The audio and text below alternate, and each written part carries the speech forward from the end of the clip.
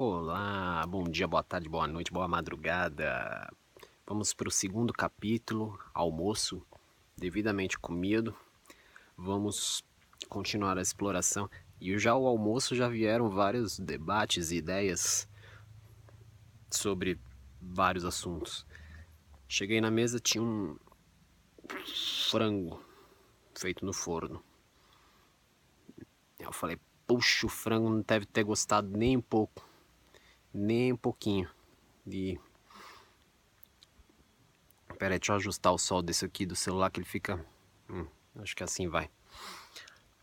Acho que o frango não gostou nem um pouquinho de estar decapitado aqui na nossa mesa. É impressionante como...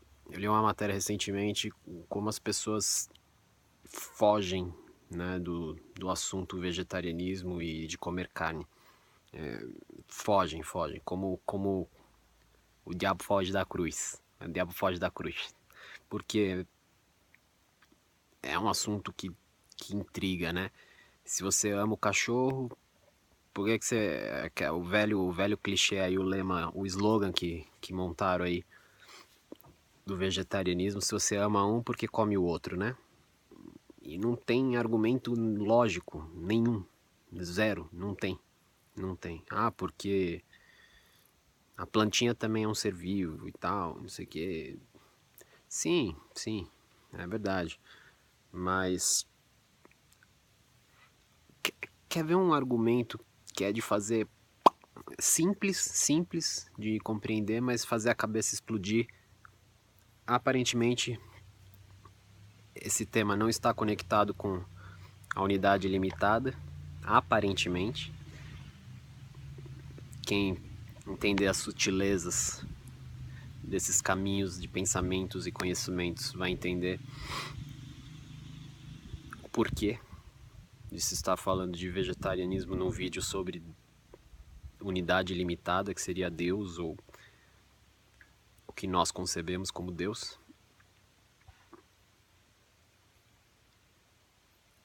E não há argumento lógico nenhum. Se você ama o cachorrinho, por que você mata o porquinho para comer, né? Se você ama o seu gatinho, por que você mata o boizinho, a vaquinha para comer? Não tem argumento lógico, né? E a matéria dizia como as pessoas fogem desses dilemas. E aí elas falam... Tem uma frase famosa do Bruce Lee, que na verdade é... A primeiro princípio, ela tá certa, mas só meditando muito para compreender que ela tá completamente... Ela é uma falácia.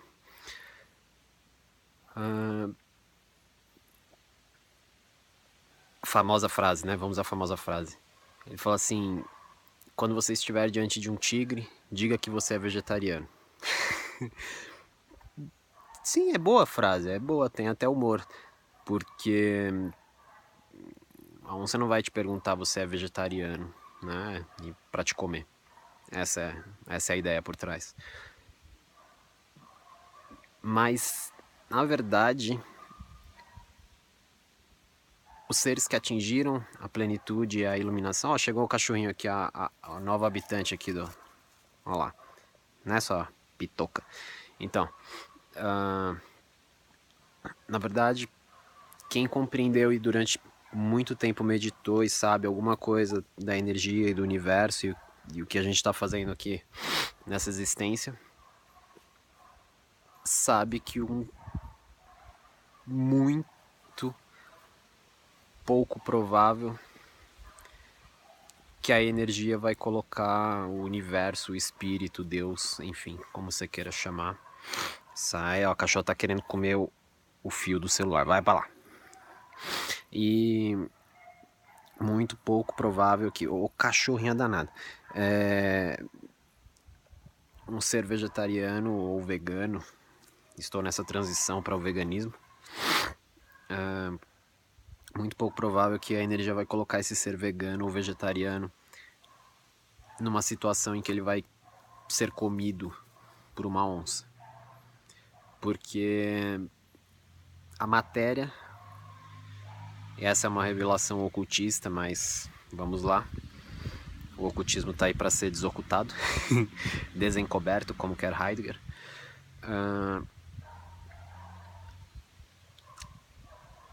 A matéria se conforma ao espírito. Primeiro vem o Geist, depois o Zeit e depois a matéria. E isso, quem está falando, por incrível que pareça, lógico, os místicos já falam isso há mais de 10 mil anos, mas quem está falando isso é a física, né? Vamos voltar então para nossa unidade limitada. Se vocês pararem para pensar nesse termo, unidade ilimitada.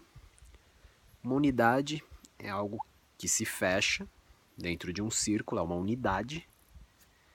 Então ela se fecha, ela tem um limite, ela é uma unidade, algo unitário. Ilimitada. Então é um paradoxo, porque Deus é um paradoxo. Deus é o nada e tudo, né? O alfa e o ômega. É o início e o fim. E o meio e tudo.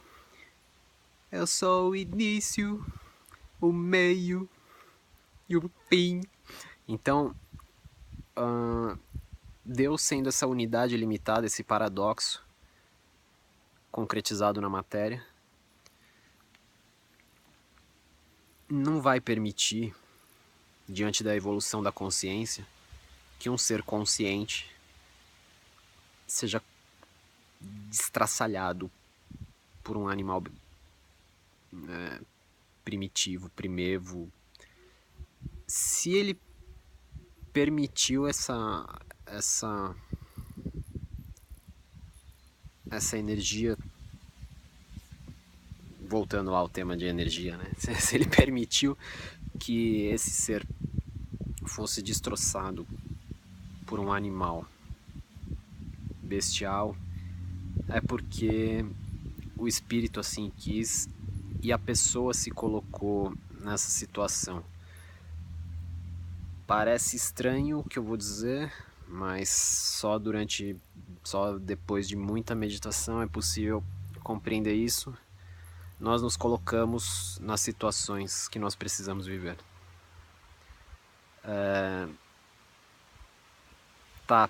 Parece loucura de um místico, mas experimentos sobre querendo confirmar a existência ou não de chakras, enfim, mediram os impulsos elétricos e magnéticos do coração e fizeram um experimento em que colocavam pessoas diante de computadores e mediam, botavam vários eletrodos no corpo da pessoa, né, tal, e mediam os impulsos elétricos e magnéticos do corpo dessa pessoa diante de fotos pré-determinadas. Então, fotos como leões assim, partindo para cima das pessoas, pessoas se abraçando, para ver as respostas fisiológicas do corpo dessas cobaias da experiência. E a descoberta surpreendente dos cientistas, eu não tenho o link desse experimento aqui, dessa experiência, eu vou procurar depois e jogar aí talvez na descrição do vídeo, mas para surpresa geral dos pesquisadores, o coração era o primeiro órgão a responder, o que para os místicos nenhuma novidade. Era o primeiro órgão a responder fisiologicamente no corpo, às fotos, e por incrível que pareça, magicamente, o corpo e o coração, né, no caso, respondia antes da foto aparecer. Lógico que não eram, sei lá, 10 segundos, 20 segundos antes da foto aparecer. Eram questões talvez de milissegundos, coisas pequenas.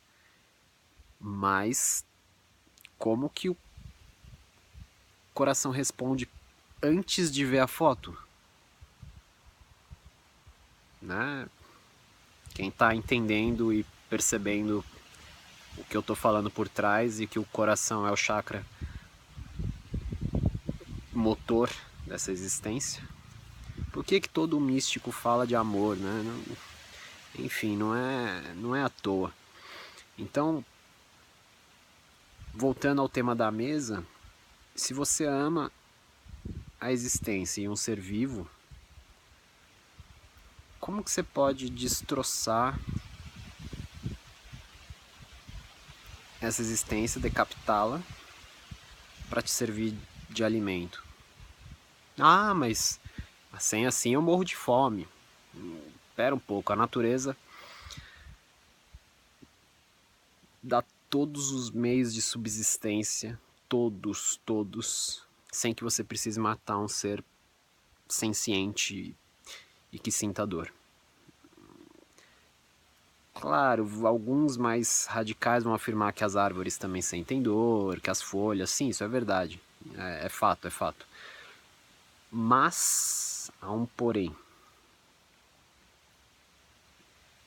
As plantas, as flores, as folhas, frutas, leguminosas, elas existem porque nós existimos. Elas foram feitas para nós comermos. Olha a sutileza de como o universo se concretiza diante do espírito. A matéria se conforma ao espírito e não o contrário. Não é o espírito que se conforma à matéria. Um argumento simples para botar nossa cabeça para explodir. Por que as árvores dão frutos? Já pensaram nisso? Bota. Vou deixar uns 12 minutos e 23 segundos de vídeo. Vou dar. Dá um pause, vai? Dá um pause no vídeo. Por que a árvore dá fruto? Se você tiver depois dá um pause no vídeo, dá um pause. Pensa, reflete, medita sozinho, vai lá, concentra. Se você tiver uma resposta plausível, volta pro vídeo. Por que uma árvore iria dar fruto? Ela tem o que os místicos falam desde que nós estamos imersos num campo de consciência e a nossa mera existência, nosso mero vir para a Terra modifica toda a estrutura, toda, de todo o universo. O universo inteiro já é diferente. Só porque você veio a existir. Então, veja o seguinte. Por que uma árvore ia dar fruto se ela não soubesse que existem animais para comer o fruto dela? Para que ela ia fazer um fruto? A evolução não é aleatória, né? A evolução material, consciencial, física, essa que nossos olhos conseguem perceber, nossos ouvidos, não os corpos mais sutis, mas o meio sensorial. Não é aleatório, né? Eu não lembro o biólogo que falou isso, mas depois dá uma googada aí, quem tiver interesse. A evolução ser uma aleatoriedade seria como pegar várias peças de avião, ficar jogando para cima e um dia achar que vai sair um avião. Não tem a menor probabilidade de ser aleatório, né? Conhecimentos adquiridos na escola, aprendi quase como ridicularizando o Pierre Laplace, matemático, filósofo, enfim, do iluminismo. Não lembro se do iluminismo. Bom, enfim, mas Pierre Laplace. Sobre essa teoria da evolução de que as girafas esticavam seus pescoços para alcançar alimentos mais no alto das árvores e isso transmitia para os seus filhos. E eu lembro dessa aula de biologia ser quase um escárnio pro coitado do Laplace. E aí, hoje, 2017, a biologia mais avançada dizendo que o nosso DNA reprodutivo não está fechado desde o momento que nascemos, né? Os conhecimentos adquiridos são sim transportados para o DNA, são sim transportados para o DNA e transmitidos para os nossos descendentes. Então, as árvores somos nós, e pior que somos mesmo. As árvores sabem, elas têm consciência de que nós existimos e resolveram dar frutos para que os animais sencientes, moventes, sintam prazer com a sua fruta e espalhem as suas sementes. É de uma inteligência, uma sabedoria único, por incrível que pareça, o único ser mais burro do universo é o homem. Todos os outros animais sabem se encaixar perfeitamente no que eles precisam fazer. Você não vai ver uma onça se perguntando quem eu sou. Sentada lá, porra, mano, tô numa crise de identidade fodida aqui, não sei quem eu sou, mano. Porra, que merda, hein? Não. Você não vai ver um macaco lendo Sartre. Porra, vai se ferrar, velho. O macaco tá se lixando pra náusea dele. Se ele tiver com náusea, ele vai vomitar e vai comer uma plantinha de uma árvore que vai voltar a fazer ele ficar bem. A energia... Tá, enfim. E... Então vamos à unidade limitada. Vamos voltar ao conceito de unidade limitada, que é o meu conceito de Deus, enfim. Porque nós somos um desequilíbrio na energia, né? Como foi... Eu não lembro agora se eu já disse se foi nesse ou se foi no capítulo 1 dessa unidade limitada. Mas... nós somos um desequilíbrio. Porque algo veio a existir, né? Essa é a pergunta de rachar a cuca de qualquer homem minimamente curioso, né? Espera aí que tem uma vespa aqui querendo me apunhalar. E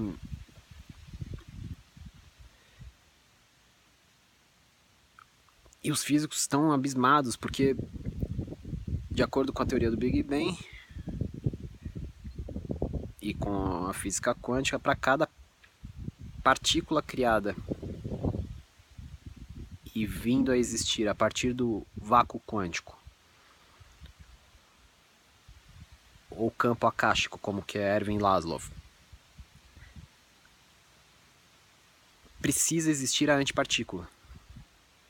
Então,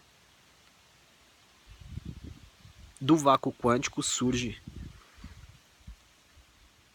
uma partícula, sei lá, um elétron, e no exato momento em que uma partícula, como o elétron, vem a surgir do vácuo quântico no universo físico, coisa que os físicos até hoje especulam que diabo é isso, né? Porque se nós somos ondas de probabilidade colapsadas, né? Como quer Schrödinger e sua lei da função de onda, se um elétron vem a existir, um pósitron, que é só uma antipartícula, instantaneamente é criada. Então, por que o vácuo não ficou na dele, né? Vamos dizer assim, o nada. Por que não continuou? Por que houve esse desequilíbrio do nada, criando uma dualidade, uma partícula elétron negativa e um pósitron positiva, sua antipartícula, que quando encontradas formam novamente o vácuo e viram nada. Então, porque simplesmente não ficou no nada? Por que a gente está na Terra, né? Isso é difundir a mente de qualquer ser humano, minimamente curioso, né? Os não curiosos vão continuar assistindo TV e, e vendo Ari Toledo, que é válido também. É como a energia quer que esses seres continuem para a evolução deles. Então, é muito bizarro, os físicos não sabem. Os místicos e eu, enfim, e algumas pessoas sabem a verdade porque que duas partículas vêm a existir do nada. Nós sabemos. Mas os físicos estão completamente embasbacados, espantados e apavorados. Pô, não faz sentido, né? Não faz o menor sentido. Se algo está em equilíbrio, é um nada, vácuo quântico. Por que ele se desequilibra, cria uma matéria, uma antimatéria, que se encontrarem, voltam a ser nada? Pra quê? Pra que diabo, né? Qual função, fundamento disso? Por que você não continua sendo nada, né? Por que a gente está na Terra, né? Por que o universo existe? Por que as galáxias, esse celular, esse nariz, essa boca, né? Toda essa conformação da matéria, né? E aí vem as esquisitices do mundo quântico, da física quântica, em que, diante do vácuo quântico,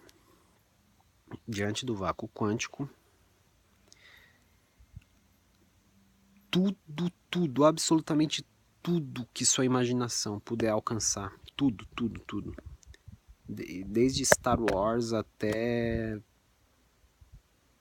Atlântida ou qualquer coisa, tudo existe e não existe ao mesmo tempo, porque é paradoxal, mas tudo existe.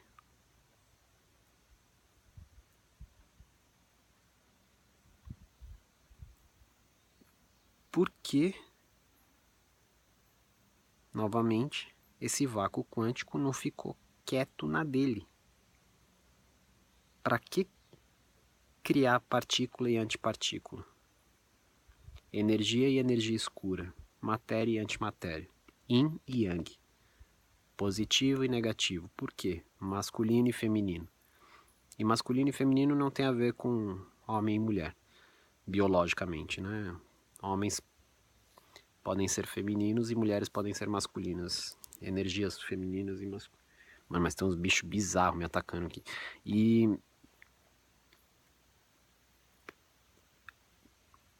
bom, tá. Enfim, quem tiver sutileza para entender essas peculiaridades. Então, se nós estamos num campo de nada existencial, o que eu chamo nas minhas poesias de deserto, né? Simbologia mística do nada, né? Se nós estamos num deserto existencial em que na verdade nada existe e tudo isso aqui é uma, como a gente gosta de falar hoje em dia, uma matrix, uma mera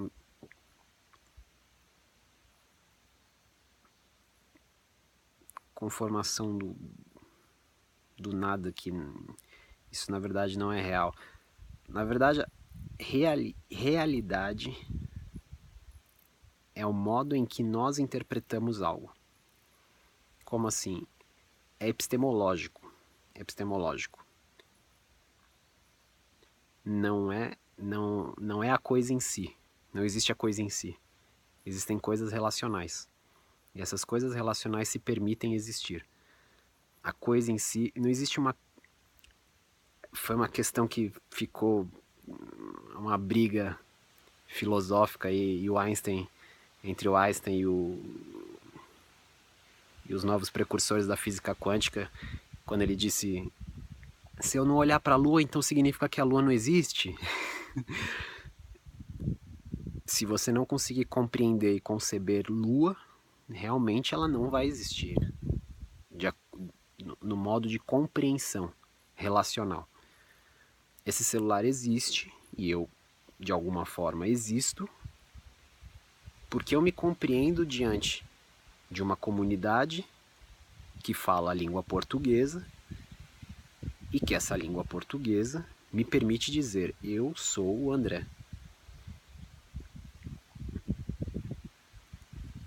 Significa que eu existo? Não. Significa que todo o ambiente permitiu a existência de André. Consegue entender a diferença? Um exemplo besta, muito besta, mas que explica perfeitamente o que eu quero dizer. Não existe frio e calor. Existe adequação ao ambiente. Faz o seguinte experimento, simples de fazer. Pega 3 baldes. 3 baldes. Um balde, esse aqui, você coloca água, não fervendo para você não queimar a mão, né? Mas uma água bem quente.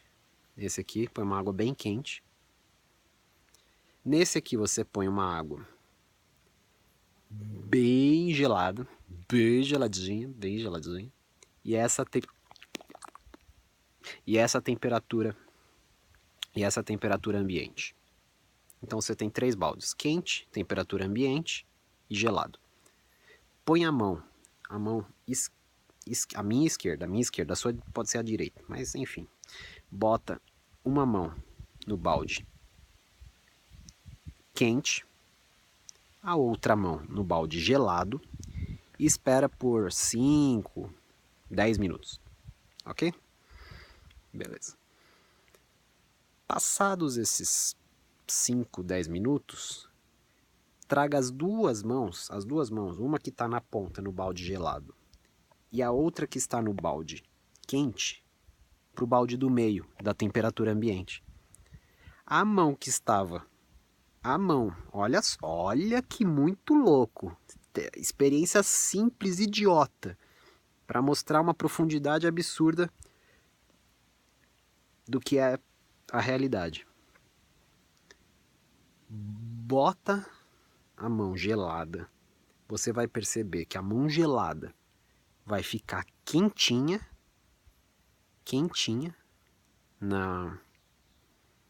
no balde da temperatura ambiente, e a mão que estava no balde quente vai ficar fria no balde da temperatura ambiente. Ou seja, um balde da mesma temperatura está sendo interpretado de duas formas pelo seu corpo. Não existe calor e frio. Não existe. 20 graus pode ser um frio absurdo se o cara mora no deserto. O cara mora no deserto, ele vai para um lugar de 20 graus, nossa, mano, tira a roupa toda porque... Não, ao contrário, né? Bota a roupa inteira aí. Não, mas é que na verdade no deserto, é aí que tá. Isso também é paradoxal. No deserto usa-se muita roupa. Por quê? Porque como as temperaturas ultrapassam a temperatura do corpo, é mais favorável você ficar muito vestido e agasalhado, porque vai manter a sua temperatura que está menor que a do ambiente. Então provavelmente no 20 graus ele vai tirar a roupa toda e não colocar, porque ele vai se, né, entendeu? Não vai sentir frio. Quer dizer, vai sentir frio. Enfim, você entendeu a dificuldade filosófica do bagulho. Mas veja só, o mesmo balde do meio da temperatura ambiente vai ser interpretado como frio para a mão que estava no balde quente e como quente para a mão que estava no balde frio. Isso é de dar nó na cabeça de algum pensador de verdade. Porque não existe a coisa em si, não existe a temperatura. Existe a interpretação da temperatura segundo o nosso corpo, segundo as nossas experiências e as nossas sensações, e os nossos afetos e estímulos pretéritos. Nós somos um corpo de afetos que se conformou a interpretar de certa forma. Então, se alguém, durante a vida inteira, é massacrado, dizendo que a vida perfeita é trabalho e tal. Veja só, a mudança de paradigma. Na Grécia Antiga, trabalho era coisa de escravo, de ralé. Deixa a ralé trabalhando. E eu não estou fazendo nenhum julgamento de valor, quem é melhor ou quem é pior, só estou constatando um fato. Trabalhar era coisa de ralé. Quem é senhor de si vai desenvolver suas habilidades, como Aristóteles falou. O homem vem para desenvolver suas habilidades plenas. A aristocracia é o governo dos melhores. Quem são os melhores? Aqueles que podem se exercitar naquilo que eles são melhores. Então vamos lá. De repente, do século, transição do 18 e 19, o homem que não trabalha é mal visto. Que loucura, meu, que loucura. Como assim, meu irmão? Tá doido? Não tô dizendo que um sistema seja melhor do que o outro. Bom, talvez eu até tenha meu ponto de vista que eu não vou expressar aqui, mas na verdade, nenhum dos dois tão certo ou errado, mas não existe. Então a pessoa foi massacrada desde pequena. Seja trabalhador, seja honesto, faça isso e faça aquilo outro. E aí ela vê uma figura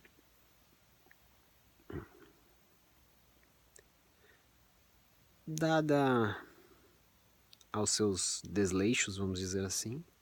Isso entra em xeque na sua mentalidade total.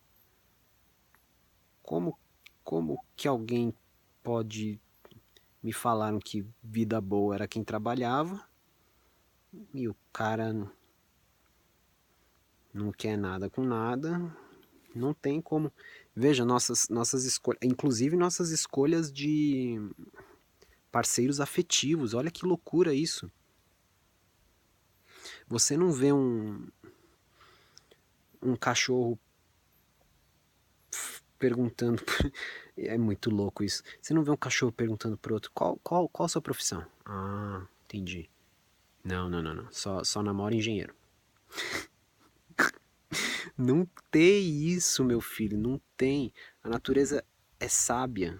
Ela é sábia. Ela quer expansão de consciência e de energia. Mas os mosquitos estão me comendo essas porra, viu? A energia quer expandir a sua consciência, não. Caramba, esse cabelo tá foda. A energia quer expandir a sua consciência.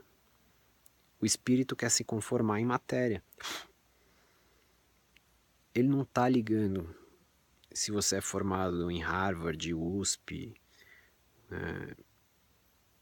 FMU, Unip. O universo quer expandir consciência. Se para você trazer consciência e energia plena para a Terra for viver, mais esses. Eu vou murdingar esses mosquitos aqui. Pera aí, gente. Vou ter que. Eu vou pausar. Tá com 34 aqui. Acho que deu para pegar mais ou menos a ideia. Esse foi o segundo capítulo. Eu vou arrumar uma cadeirinha, coisa mais confortável, mais patrão aqui. Como dizem por aí, né? Mais patrão. Patrão, patronos. Pattern, padrão. Patrão é o padrão. Enfim. Não seja padrão, por favor.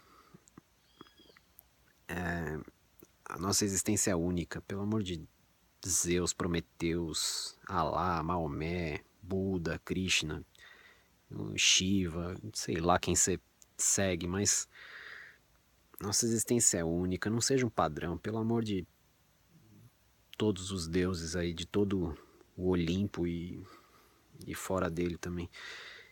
Vou fechar aqui, esse aqui é o segundo capítulo da Unidade Limitada. Continuo o próximo capítulo em breve. Vou buscar uma cadeirinha para sentar e esses mosquitos parar de me comer. Então, um beijo na sua alma, gracedido, né? Gracedido, como diz o poeta, cedido pela graça divina. E vamos para o terceiro capítulo em breve.